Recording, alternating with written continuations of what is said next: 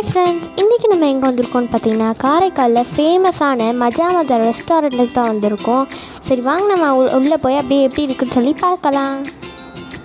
உள்ளே போனோன்னே பார்த்தீங்கன்னா என்ட்ரன்ஸ்லேயே பார்த்தீங்கன்னா நல்லா டெம்ப்டிங்காக குக் பண்ணிகிட்டு இருந்தாங்க.